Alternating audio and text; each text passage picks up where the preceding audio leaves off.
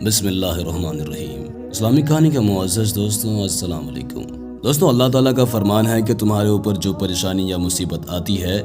یہ تمہارے اپنے ہی ہاتھوں کی کمائی ہے۔ یعنی انسان جو اعمال کرتا ہے انہی اعمال کی بدولت انسان کے گھر کے اندر یہ حالات ہوا کرتے ہیں۔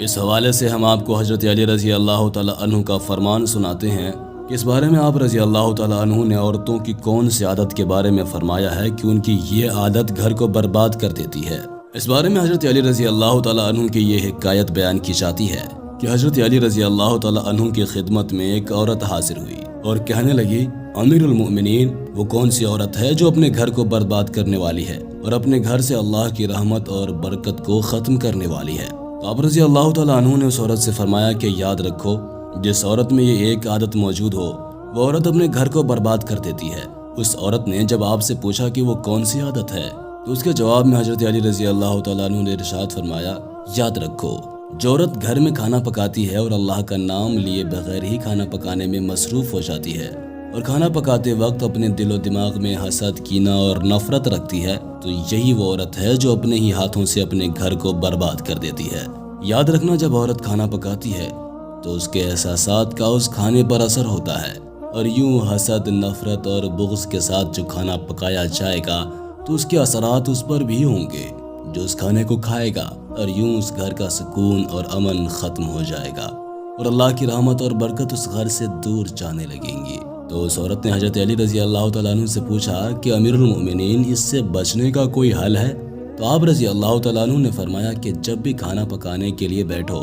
تو اللہ کا نام لے کر کھانا پکایا کرو، کیونکہ جس کھانے پر اللہ کا نام لیا جاتا ہے تو اس گھر سے وہ احساسات اور اثرات دور ہو جاتے ہیں جن سے اس گھر پر پریشانیاں آتی ہوتی ہیں۔ ناظرین گرامی، آپ نے حضرت علی رضی اللہ تعالیٰ عنہ کی یہ بات جان لی کہ حسد، کینہ اور بغض کس قدر بری چیز ہوتی ہیں، اور یاد رہے کہ بری چیز کے اثرات بھی بڑے خطرناک ہوتے ہیں۔ اسی طرح سے ایک دوسری روایت میں یہ بھی ملتا ہے کہ اللہ کا نام جب کھانے پر پڑھا جاتا ہے تو اللہ تعالیٰ اس کھانے میں برکت بھی عطا فرماتا ہے اور اس سے نقصان بھی اٹھا لیتا ہے۔ یہاں پر ہم آپ کو یہ بات سمجھانے کی کوشش کرتے ہیں کہ یہ حسد کیا چیز ہے۔ اگر آپ ٹیسٹ کرنا چاہتے ہیں کہ آپ کے دل میں حسد ہے یا نہیں تو آپ اس طرح سے ٹیسٹ بھی کر سکتے ہیں۔ اگر آپ کو دوسروں کی تکلیف پر خوشی اور ان کی کامیابی پر دکھ ہوتا ہے اور اس کے ساتھ ہی آپ اس کے نقصانات ہونے اور اس کی نعمت کے چھن جانے پر خوش ہوتے ہیں تو سمجھ جائیے کہ آپ حسد کے شکار ہیں۔ حسد کی نشانیاں یہ بھی ہے کہ کسی کی ترقی سے دل میں گھٹن محسوس ہو، اس کے نقصانات کی تمنا کرنا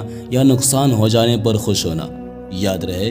کہ حدیث نبی صلی اللہ تعالیٰ علیہ وسلم میں بھی حسد اور کینہ کی سخت ممانعت فرمائی گئی ہے، جیسا کہ ایک روایت میں ہے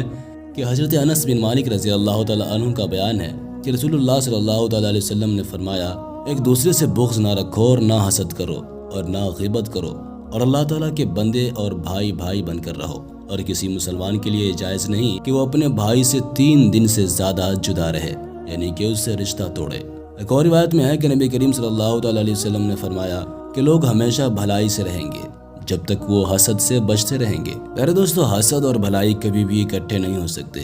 جہاں حسد ہوگا وہاں بھلائی اور برکت اور اللہ تعالیٰ کی رحمت نہیں ہو سکتی، اور جہاں بھلائی اور اللہ تعالیٰ کی رحمت اور برکت ہوگی وہاں حسد کا کیا کام؟ یاد رہے کہ ہر اخلاقی برائی نقصان دہ ہوتی ہے، کبھی یہ نقصان دنیا میں ہی نظر آ جاتا ہے اور کبھی آخرت تک موقوف ہو جاتا ہے، لیکن حسد اور جلن ایک ایسی بیماری ہے جس کا شکار دنیا میں بھی نفسیاتی اذیت اٹھاتا ہے اور دل ہی دل میں گھٹ گھٹ کر مختلف ذہنی اور جسمانی بیماریوں کا شکار ہو جاتا ہے۔ نبی کریم صلی اللہ تعالیٰ علیہ وسلم نے ارشاد فرمایا کہ حسد نیکیوں کو اس طرح کھا جاتا ہے جیسے سوکھی لکڑیوں کو آگ۔ اکثر اوقات دیکھا جاتا ہے کہ خواتین کے اندر یہ بیماریاں کچھ زیادہ ہی پائی جاتی ہیں، مرد بھی اس عیب سے پاک نہیں ہے۔ اس لیے مرد حضرات اور خواتین دونوں کے لیے ضروری ہے کہ اپنے آپ کو حسد اور بغض جیسے گناہوں سے دور رکھیں تاکہ گھر سے نفرتیں دور ہو سکے اور گھر میں اللہ کی رحمتیں اور برکتیں آئیں۔ اللہ تعالیٰ ہمیں دین کی سمجھ نصیب فرمائے اور اس کے مطابق زندگی بسر کرنے کی توفیق دے۔ امید کرتے ہیں کہ آج کی ویڈیو آپ کو ضرور پسند آئی ہوگی۔ ویڈیو کو لائک کرنے کے ساتھ ساتھ دوستوں کے ساتھ شیئر ضرور کیجیے گا، ہو سکتا ہے کہ آپ کے ایک شیئر سے کسی کی زندگی بدل جائے۔ اپنا بہت سارا خیال رکھیے گا۔ اللہ حافظ۔